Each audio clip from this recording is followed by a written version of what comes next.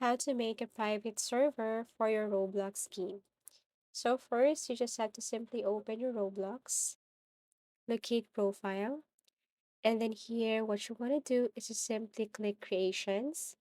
And then here under creations, look for experiences. So once you found experiences, tap this one and then click this three dots beside your name. Okay, tap three dots here and then tap this configure this experience. Tap this one here.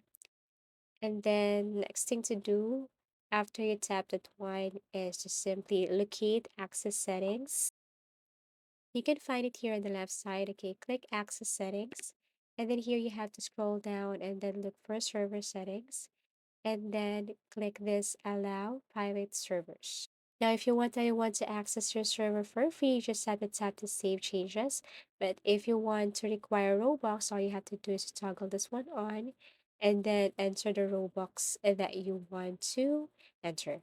Then click save changes. Now, to see this create private server, you just have to go back to your Roblox and then go to your creations, profile creations, and then here type experiences again, and then go to servers, and there you will see create a private server.